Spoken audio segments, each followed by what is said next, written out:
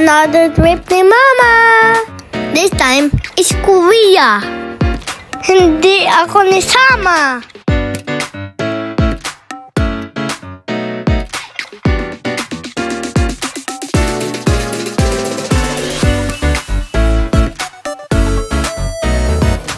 Since we're done with our food trip and shopping, to maximize our stay here in Korea, we availed the city tour package. Nag-avail lang kami through Klook, around 900 pesos, where you can go to different famous tourist spots here in Korea. At yan, medyo napaaga nga kami sa Gwanghwamun Station. Dito kasi yung pick-up point ng bus. Dapat ganyan magwalis yung tatay ko sa barangay. Bilan mo lang ganyan. May walis sila every week eh. Umaalis yung bus every 30 minutes. We suggest dun sa upper deck ka pumwesto para mas maganda yung view ang makita mo. 오른쪽 건물은 프라자 호텔입니다.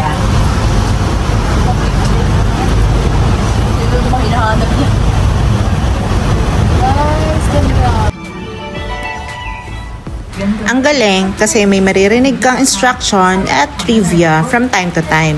Para maintindihan mo yung Korean language, meron silang ibibigay sa yung headset. Doon ka makikinig ng preferred language mo. Sa sobrang excited namin makita yung Inseol Tower at yung mga sikat na locks sa Korean Nebela, ayan, bumaba kami sa maling lugar.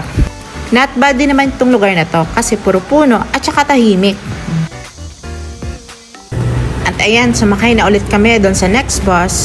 So ito yung mga makikita mong view while paakyat doon sa Inseol Tower.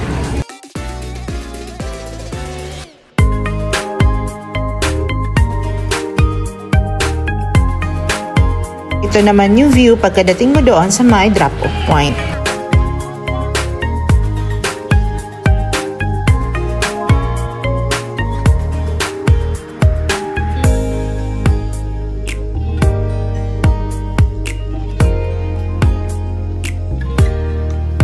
If gusto mong mag-DIY, mga ganitong bus ang sasakyan mo. Konting lakad lang, papuntang taas para makapunta ka dun sa viewing deck sa may Lovelocks at Inseol Tower. Nai-imagine mo na ang sarap maglakad-lakad dito pag winter. This time kasi nung pumunta kami, kasagsagan ng summer. Malilim naman at saka senior friendly yung dadaanan mo. Ito na yung sa may taas, dyan na rin sa malapit ka kukuha ng ticket. May 7-Eleven na rin dyan at iba-ibang kainan. At ayan na. Kung nagtitipid ka, magbaon ka ng sarili mong locks at pen. Mapapaisip ka, sila pa kaya?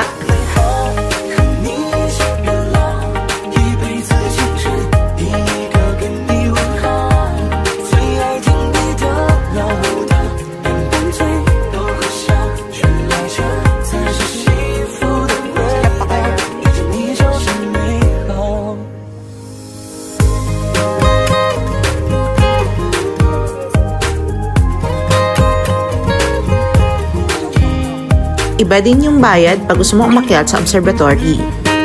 Yung Lovelocks daw sa Korea symbolizes eternal love and harmony. Pag walang ano.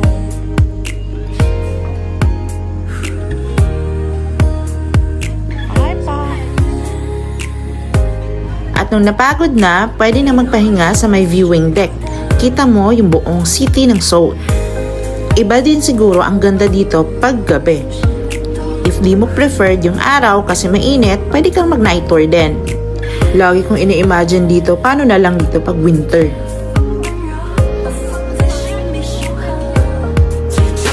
Sa hinaba-haba ng lakaran, dito pa ako sa may Inseol Tower, nakahanap ng pasalubong sa bagets ko.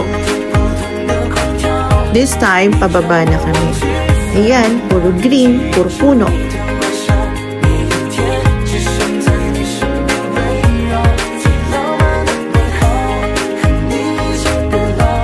Our next stop, Shangyungung Palace. May entrance fee dito. Post nyo na lang para sa rates. Na-excite ako, akala ko dito yung sa Kingdom. Yun pala, sa kasunod na palace pala yun.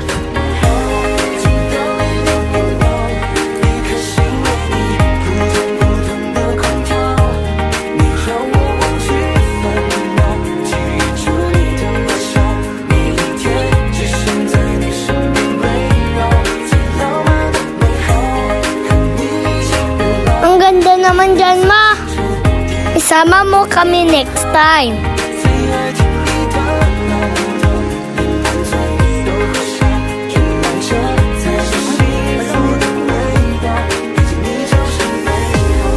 Since gusto namin chill lang, di na namin masyadong inikot yung ibang palace.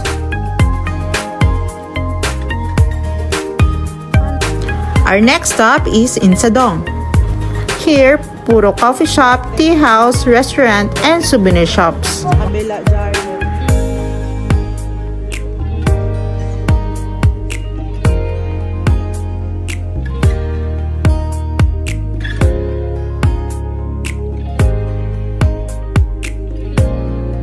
Mas maganda din pala yung spots pag dito sa harap.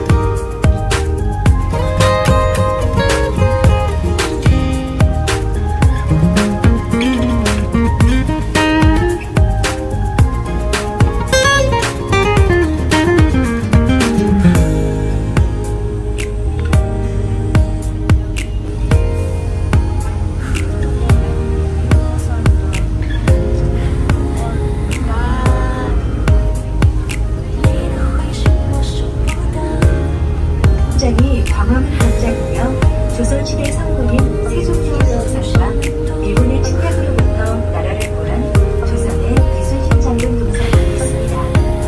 왼쪽으로 미국 대사관도 보입니다.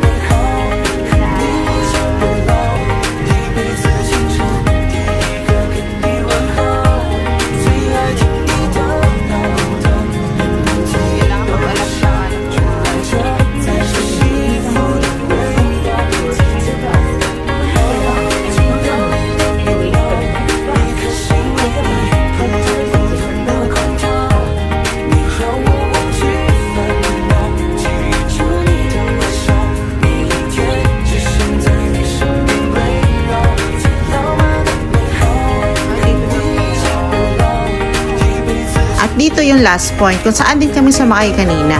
Hindi na namin dinaanan yung ibang mga spots kasi nga gusto namin chill lang. Post nyo na lang for the complete reference ng package. May bonus pang side trip sa amin nung gabi.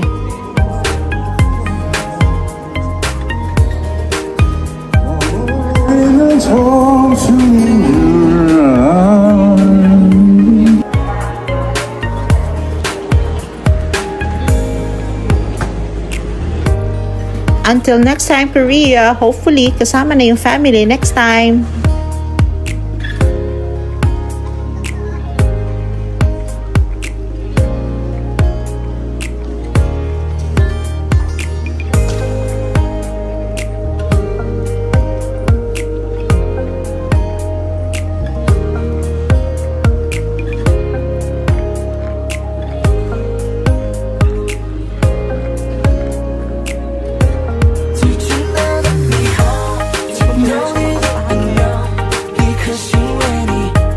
Annyeonghaseyo!